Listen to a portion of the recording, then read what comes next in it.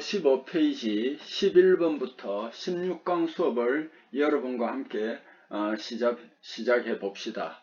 자, 55페이지 11번부터 16강 수업 시작합니다. 11번 초음파 비파계의 검사법 분류 중에서 송신, 수신 방식의 분류가 아닌 것은 송신, 수신 방법의 분류는 반사법, 투과법, 공진법입니다. 이 경사각법은 사각법이라고도 많이 합니다. 이 기술 용어에서는 경사를 사자만 쓰는 경우가 많더라고요. 초음파 탐상시험, 용접부 비드처럼 비드가 고르지 못해요. 그러니까 원어처럼 곡선이 많이 적어 있죠. 이 비드처럼 경사진 곳 결함 탐상에 주로 경사각 또는 요걸 줄여서 사각법이라고 합니다. 요걸 적용하고 수직 두께 측정은 수직법을 주로 많이 이용합니다. 그래서 여기에서 송신, 수신 방식의 분류가 아닌 것은 경사각법이다 하는 거 알아두십시오. 12번 방사선 탐상 시험할 때 관용도 큰 필름을 사용하면 나타나는 현상은 콘트라스트, 이 콘트라스트가 낮아집니다. 자, 요 말이 좀 어렵죠? 그 밑에 한번 봅시다. 우선 관용도라는 걸 한번 봅시다.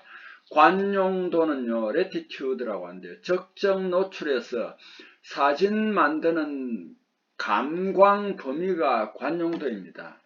관용도가 크다 이 말은 범위가 넓으면 암만 해도 그 어떤 부분에 그 선명도 약해지겠죠. 여기서는 뭐 그 필름에서 나타나는 선명도라고 해도 되겠습니다. 콘트라스트가.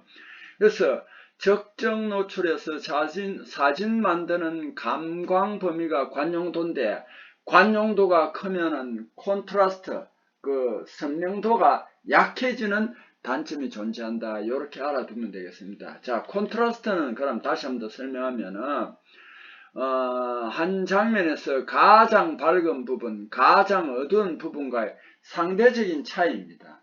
한 화면에서 밝은 부분과 어두운 부분 간의 격차가 클수록 콘트라스트가 강하다고 합니다. 그 격차가 아주 작은 경우를 연조, 그러니까 콘트라스트가 낮다 합니다. 중간일 때는 중간조, 강한 콘트라스트일 때는 경조라고 합니다. 콘트라스트가 강할수록 딱딱하고 강한 이미지를 표현하는데 적합합니다. 그래서 암만 해도 이게 밝은 부분, 어두운 부분, 뚜렷한 격차를 잘 나타내 주는 것을 우리는 경조라고 할 수 있습니다. 관전압이라는 말이 있죠. 이거는 X선 관의 양극과 음극 사이에 적용되는 전압을 우리는 관전압이란다 하는 거 알아두세요. 일단 관용도가 크다 이라면은 콘트라스트가 낮아진다. 이렇게 알아두세요. 자, 13번 와전류 탐상 시험을 ET 또는 ECT라고 한다 그랬죠. 에디 커런트 테스트. 이걸 전자유도 시험이라고 하는데 이 코일 중에서 와전류 탐상 시험에는 코일을 쓰는데 외삽 코일과 같은 의미에 속하는 것은 요거 부분적이지만은 외삽 코일을 우리 관통 코일이라 한다 하는 거 알아두고요. 그럼 내삽 코일은 뭐냐면 이너 프로브 보빈 코일이 있다는 거 알아두고 표면 코일은 프로브 코일, 팬케이크 코일이 있다. 외삽 코일은 관통 코일이다. 자, 우리가 와전류 탐상 시험도 전문적으로 공부를 안 했지만 이렇게 외삽 코일과 내삽 코일, 표면 코일이 나올 때는 요걸 우리가 눈여겨보고 문제풀이가 되었으면 좋겠습니다. 그 다음 14번 원자핵 분류 중 11H 그 다음에 21H는 이건 무엇으로 구분하느냐 이 말입니다. 요거는 동위원소를 의미합니다. 질량수가 같은 원자핵은 원자 번호 다르나 질량수 같은 원소로 원자핵을 구성하는 핵자 수는 같지만 양성자 수 다르다. 그 다음에 원자 질량이 서로 다른 동위원소 핵이성체, 자, 요런 등등이 있었는데, 여기에서는 지금 뭐냐 하면은, 동위원소다.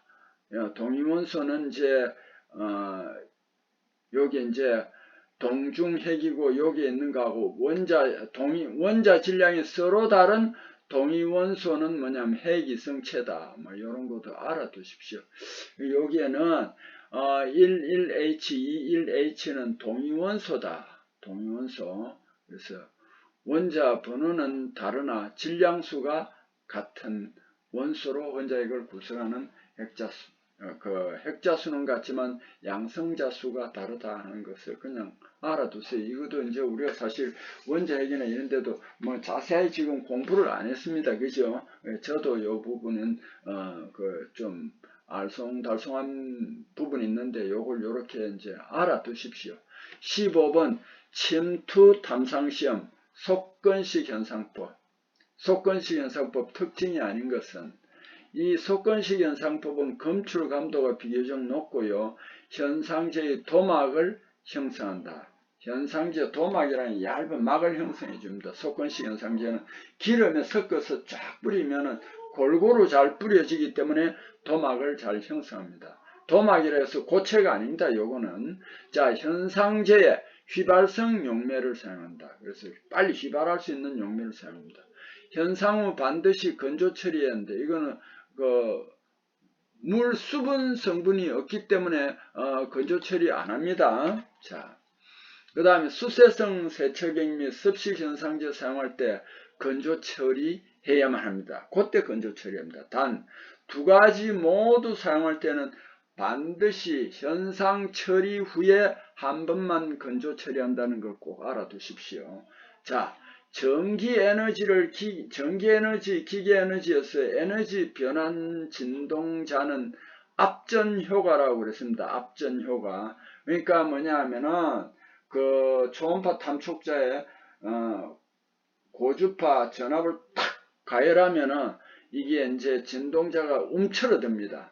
그랬다가 순간적으로 또 전기가 끊어지면 또 펼쳐집니다. 그래서 전기를 전압이 높은 전기를 공급하는데 할 때는 움츠러들고 전기가 우리 눈에는 안 보이지만 끊어질 때는 펼쳐집니다. 이렇게 그래서 전기 에너지를 공급하는데 기계적으로 왔다 갔다 하는 기계 에너지에서 소리가 납니다. 이걸 우리는 초음파라고 하는데 이걸 우리는 압전, 전기를 이용해서 압력을 가하는 압전 효과다 하는 것도 알아두세요. 자, 56페이지요. 침투 탐상 시험 할 때 단조품에서 발생할 수 있는 결함, 단조품에서 발생할 수 있는 건 겹침이 많이 발생합니다. 물론 균열도 발생하지만은 담금질 할 때는 겹침이 많이 발생한다 하는 거 알아두세요. 겹침, 랩이라고 합니다. 단조 가공할 때 모루를 우리말 모루 하는데 엔빌이라고 합니다. 모루, 엔빌 또는 해머 사용, 대체로 연한 재료를 두들겨 소성 가공함으로 이 겹침 현상이 나타날 수 있습니다. 단계, 주조 조건 부적당할 때 주역 내에 두 용융 금속 당 흐름이 합류하게 되는 곳에 생기는 그것으로 용탕 튀김이나 냉금으로 그 경계면이 완전 융합되지 않은 상태입니다. 표면에 있어 육안으로 볼 때 끝이 부드러운 크랙처럼 균열처럼 보이는 것이 콜드랩이다. 초음파 탐상 시험에서 균열 반사파와 유사한 형태로 나타난다 하는 거 알아두시고요. 단계는 이렇게 주조할 때 많이 나타난다는 거 꼭 알아두십시오. 그 다음에 여기에 방사선 탐상 시험 시 공업용 X선 발생장치의 초점 크기로 적합한 것은 공업용 X선입니다. 이거는 감마선이 아닙니다.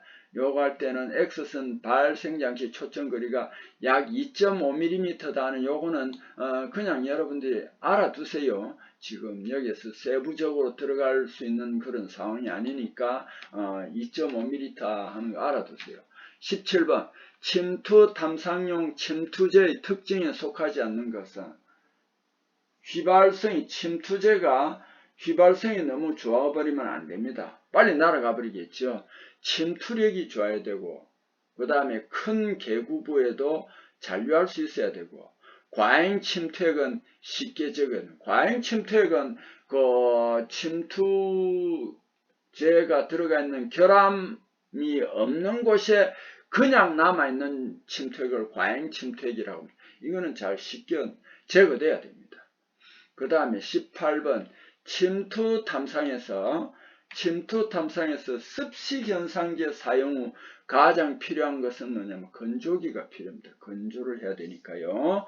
19번 침투 탐상 시험에서 성능에 영향을 미치는 침투액의 온도가 16도일 때 상대 밀도의 범위로 옳은 것은 16도일 때는 약 1보다 약간 적게 유지한다라고 그렇게 되어 있더라고요. 그래서 여기에서는 그게 가까운 게 0.86, 1.06이다 하는 것도 알아두십시오.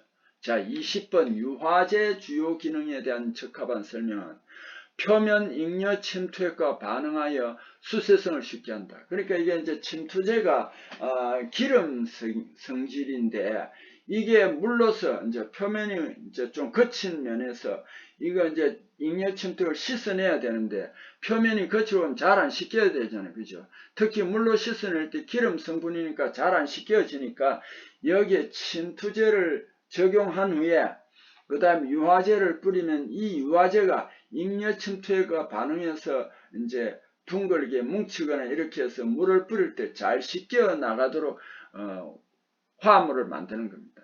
그래서 유화제의 특성이 가번이 정확하게 맞습니다. 현상제가 잘 덮은 현상제하고 지금 잉여 침투액을 제거하는데 현상제는 아직 아닙니다. 얕은 계급에 있는 침투액을 빨아내버리면 안 되겠지요. 침투액의 침투 능력을 도와주지는 않습니다. 이게. 자, 그 다음에 음향방출검사. 음향방출검사 이것도 우리가 한 과목인데 이걸 정확하게 우리가 여기서 공부를 하지는 않았습니다. 음향방출검사는 AE라고 합니다. 음이라는 것은 어쿠스틱, 방출은 에미션 이렇게 해가지고 AE로 표시합니다. 음향방출검사는 여러분 특히 AE다라는 거 알아두고요. 이 음향방출검사에 대한 설명 중 틀린 것은 아닌데 여기 음향반사라는 말이 나와 있죠. 그죠? 그럼 음향방출하고 비슷한 것 같다는데 요건 아닙니다. 카이즈 효과가 앞부분에도 하나 나와 있었습니다. 미세균열 성장 유무, 소성 변형의 에너지 방출 이런 걸 검사하는 것이 음향 반사하는 거 아닙니다. 음향 반사하는 건 초음파에서 반사한다는 꼭 알아주고, 자 여기서 이제 전혀 생산기 카이즈 효과입니다. 앞부분에서도 나왔는데 제가 설명을 안 했습니다. 왜냐하면 뒷부분에 이렇게 나오니까 설명을 안 했습니다. 카이즈 효과는 뭐냐면 어느 시험체에 응력을 한번 작용했을 때 응력을 받았던 그런 이력이라고 합니다. 이 응력 이력이 있을 때 가해졌던 최대 응력에 도달할 때까지 거의 음향 방출 발생하지 않는 현상입니다. 쉽게 말하면 한 번 하중을 걸어서 음향 방출을 발생한 후에 하중을 제거하면 다시 하중을 걸어도 이전에 가해졌던 최대 응력에 도달하기까지는 음향 방출 발생을 하지 않는 현상을 카이즈 효과라고 한다. 자, 요 카이즈 효과를 요거 이제 가다가 이게 카이즈 효과 이거는 음향 방출 검사에 쓰이구나. 요 정도는 여러분이 알아둬야 됩니다. 그리고 여기 음향 반사는 초음파할 때 하는 거다. 요거는 음향 방출 검사하고는 관계없다는 거 꼭 좀 알아두세요. 혼돈하기 쉽습니다. 21번 형광 침투 탐상 시험의 자외선 조사 장치에서 재료 표면에서의 강도 적절하지 않는 것은 즉 자외선 조사 장치 전면 필터에서 소재 표면까지 거리 38cm이다. 얼마라고 그랬습니까? 800 마이크로와트 per 제곱센티미터 이상이라고 그랬잖아요. 그러니까 나다라는 이상이니까 관계없는데 가는 500 마이크로와트 per 제곱센티미터니까 이거는 800보다 낮죠. 그래서 이거는 적절하지 않은 것이다 하는 걸 알아주셨으면 합니다. 그 다음에 자 22번 57페이지 22번으로 넘어갑니다. 침투 탐상시험에서 현상제 사용하는 목적과 거리가 먼 것은 지시의 흡출이다. 그 지시라는 결함 속에 들어가 있는 그 침투제를 이렇게 밖으로 뽑아내는 역할을 한다. 맞습니다. 그 모세관 현상에서. 가시성 정대. 이거 뭐냐? 침투 탐상제가 붉은색이나 형광색이 좁아요. 작아요. 근데 이게 표면에 하얀색이 있으면 하얀색하고 이거 이제 붉은색이 나오면 대비가 잘 되겠죠. 요걸 우리는 뭐라고 하냐면은 가시성 정대라고 합니다. 그 다음에 지시를 작은 거는 잘 안 보이는데 올라오면서 약간 옆으로 퍼집니다. 좀 크게 보입니다. 그래서 지시의 분산이라고 합니다. 의사지시 발생을 억제하지는 않습니다. 현상제는. 자, 현상제를 디벨로프라고 하는데 이 모세관 현상에 의하여 지시는 여기에서는 결함입니다. 잘 보이게 가시성 정대 지시 넓게 보이게 분산한다 하는 걸 알아두세요. 자, 그 다음에 요 문제는 이제 방사선 시험 문제인데 요거는 얼마든지 요 한 문제로 가지고 계산할 수 있습니다. 그래 요건 뭐 계산을 한번 할 수 있도록 차폐되지 않는 지역에서 방사선 투과 시험할 때 6m 떨어진 거리에서 방사선 선량이라는 방사선 양입니다. 유리 요게 전문적으로 아닌데 시버트, 밀리시버트 이런 말 많이 씁니다. 방사선 그게 12밀리시버트 per hour이면은 이 동위원소 거리가 24m일 때는 선량률은 어떻게 되겠냐? 굉장히 떨어지겠죠. 12밀리시버트 per hour가 얼마가 되겠느냐 이 말이야. 이 방사선 양률 산출은 이 방사선 양률은 거리 제곱에 반비례합니다.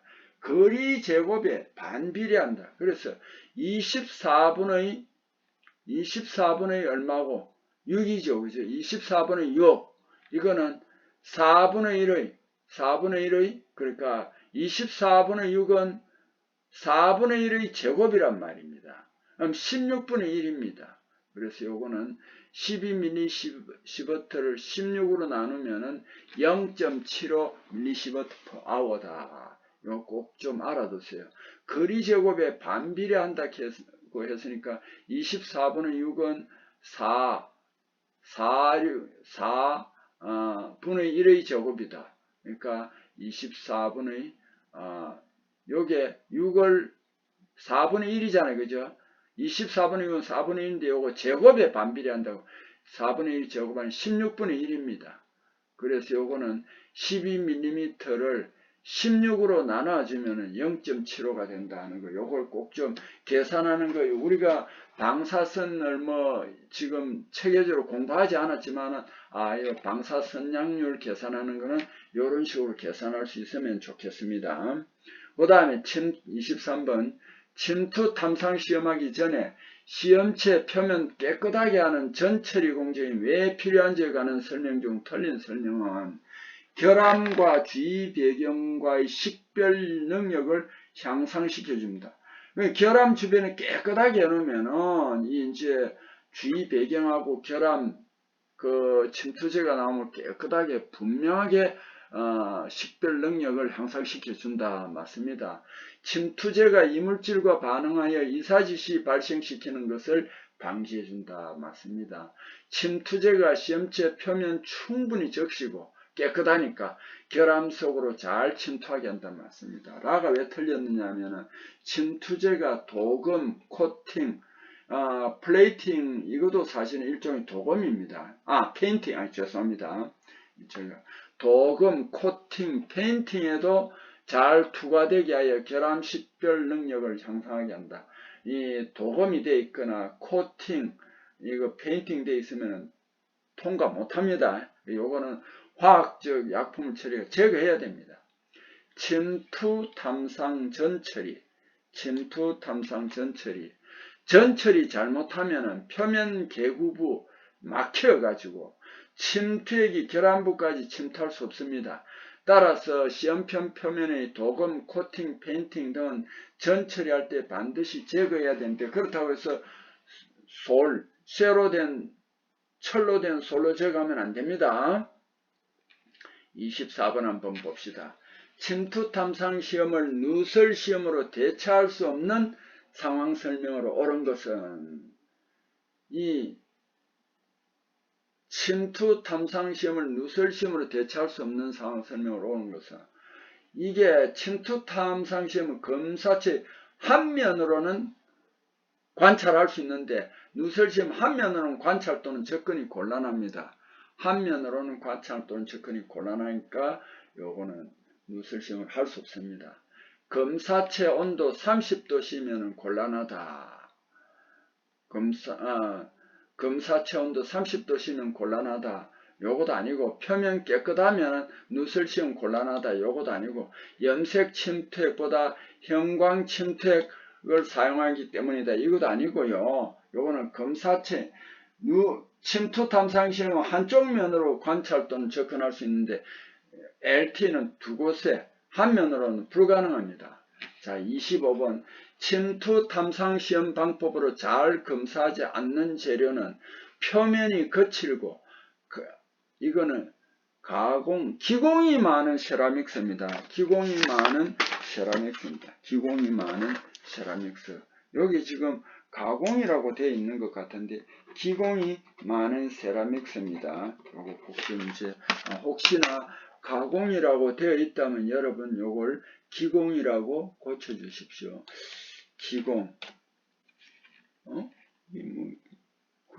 기공이 맞는 모양입니다. 그냥 기공이 많은 세라믹스. 그래서 침투 탐상 시험은 어느 재료나 다 가능한데, 그 다공질 재료, 기공이 있는 그런 세라믹 같은 거는 불가능하고 나머지는 다 됩니다.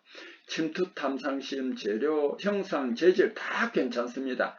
다공성 재료가 곤란하다는 거 알아두고. 자, 음파가 한 매질에서 다른 매질로 진행할 때 경계면에서 반사해 영향 미치는 가장 중요한 인자라고 할 수 있는 것은 뭐냐 하면은, 두 매질이 있으면은 음양 임피던스, 재질의 저항이라고 할 수 있습니다.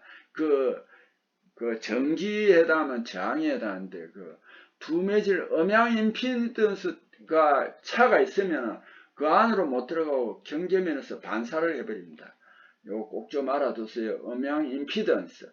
요거는 초음파 속도 곱하기 매질 밀도로 매질에 따라 차이가 난다는 거 알아두고, 음양 임피던스 구할할 때 초음파 속도하고 매질 밀도가 나오면 그 두 개를 곱하면 된다는 것도 꼭 좀 알아두세요.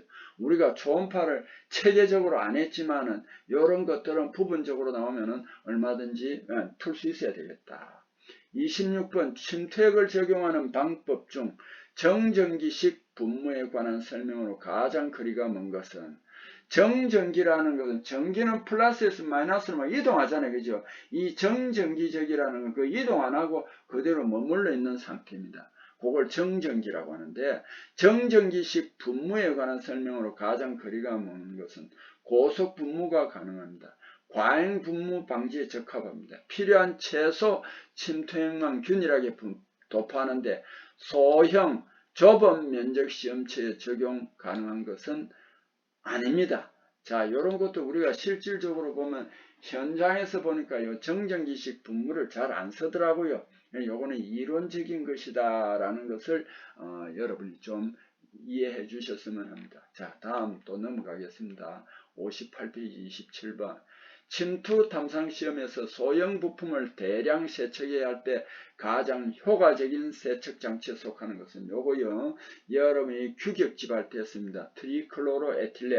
트리클로로에틸렌은 클로로포름 냄새가 나는 투명한 무색 휘발성의 액체입니다. 물보다 밀도가 높고 물에 약간 용해됩니다. 불연성이며 불에 잘 안 붙습니다. 분정제, 기타 화학물질 제조, 기타 많은 용도로 사용되는데, 요거는 침투 탐상 시험 전체를 할 때 소형 부품이 굉장히 많을 때 여기에 넣어서 전기 세척할 때 효과적이다. 그럼 초음파 세척은 뭐냐면은 작은 시편은 맞는데 대량 세척보다는 정밀하게 세척하는 것이다 하는 거 알아두세요. 자, 공기에서 이제 요거 초음파 주파수가 5MHz일 때 물에서의 종파 파장은 이랬습니다. 단 물에서의 종파 속도는 1500m/s입니다. 자, 요거 꼭 좀 알아두세요. 여기에 미터는 밀리미터로 환산하고요. 메가헐츠는 헐츠로 환산한다는 거 꼭 좀 알아두세요. 파장을 구하라고 그랬잖아요. 파장은 람다는 주파수분의 속도입니다. 주파수가 여러분 5MHz라는 건 헐츠로 하면은 공을 6개 붙여야 됩니다. 1, 10, 100, 1000만, 10만, 100만, 500만 헐츠가 됩니다. 이렇게 고쳐주라고 했잖아요. 그죠? 그 다음에 미터도 3개를 1, 10, 100, 1000만, 10만, 100만, 150만 밀리미터로 고쳐줘야 됩니다. 그렇게 나누면 0.3mm가 됩니다. 요거는 여러분 계산할 수 있겠죠? 우리가 초음파를 체계적으로 안 배웠지만 요건 계산할 수 있어야 되고, 또 여기에서는 파장을 물었지만 여러분 만일 파장하고 주파수가 있을 때는 파장하고 속도가 있을 때는 주파수를 묻는다면은 주파수를 구하려면 파장분의 속도로 나누면 됩니다. 그래서 요 식을 가지고 요 세 개를 다 계산할 수 있다라는 걸 꼭 좀 알아두세요. 초음파의 기본 산출식입니다. 28번 침투 탐상 시험 방법, 침투 지시 모양 분류에 따른 탐상제 점검 방법에서 겉모양 검사는 눈으로 확인하는 겁니다. 침투액, 유화제, 폐기사항에 공통으로 적용되는 것은 침투액이나 유화제가 현저하게 흐림이나 침전물이 깔아앉아 있을 때는 이거는 폐기를 해야 된다. 뭐 점도 변화나 세척성 저하나 형광휘도 저하, 요거 형광휘도는 이제 형광 침투에 의해서 하는 겁니다. 그래서 공통적으로 이 폐기사항은 현저한 흐림이나 침전물 발생이다 하는 거 알아두세요. 그 다음 또 초음파 탐상 시험에서의 경사각 탐촉자가 갖는 일반적인 성질인 것은 경사각은 이게 이제 굴절합니다. 그 평면이 아니고 용접부 비드처럼 울퉁불퉁하게 되어 있을 때 굴절각으로 이제 계산하는데 입사가 굴절각에 의한 상가함수 관계를 이용하여 결함의 위치를 계산한다. 아날로그 때는 이걸 전부 다 계산을 했습니다. 요즘 디지털 시기니까 자동적으로 계산해 주는데 그래도 이 초음파 탐상 시험할 때는 유일하게 계산기가 반드시 필요합니다. 29번 항공우주용 기기 침투 탐상 시험 방법에서 규정하는 침투 탐상법의 적용 대상이 아닌 것은 항공우주입니다. 항공우주. 공정중검사, 최종검사, 정비검사. 항공우주용에는 소재검사를 합니다. 소재검사, 이거는 PT에서는 하지 않습니다. 금속재료 시험에서 검사한다라는 거 알아두세요. 다음 비파괴검사법 중 표층부에 나타난 결함정보 얻기 위한 검사가 아닌 것은 음향방출 검사는 이 표층부 결함 검출이 아닙니다. 그 재료 안에 그 음향을 보내서 가이즈 효과나 이렇게 해가지고 기계적 성질 같은 거 알 수 있는 거지. 표층부 검사는 대표적인 것은 MT 자본 탐상 시험, PT 침투 탐상 시험, ET나 ECT 와전류 탐상 시험 요 세 가지다 하는 거 알아두십시오. 음향 방출 검사는 조금 전에 됐죠. 가이즈 효과 같은 거. 30번 항공우주용 기기 침투 탐상 검사 방법에서 탐상 결과의 검사 기록에 요구되는 최소한의 내용에 포함되지 않는 것을 내놨습니다. 자, 의뢰처, 검사 장소 이런 거는 거기에 필요 없습니다. 검사원 서명, 누가 했다는 건 서명해야 되겠습니다. 기량 인정 레벨, 나는 레벨 몇 급이다. 검사일은 언제 했다. 사용한 계계 순서 인용, 어떤 순서로 했다. 이런 건 다 해야 되겠죠. 결함 지시 문의의 위치, 종류 및 조치 이런 거 다 있습니다. 어떤 데는 보면은 어느 정도까지는 결함이 조금 있어서 어느 정도 크기까지는 허용한다든지 어떤 거는 요게 이제 살짝 있는 거는 어떻게 이제 조치를 취해도 해결되는 거는 이제 조치를 취해야 됩니다. 31번 항공우주용 기기의 침투 탐사 검상 방법에 따라 검사할 때 타입 2 했죠. 타입 2는 뭡니까?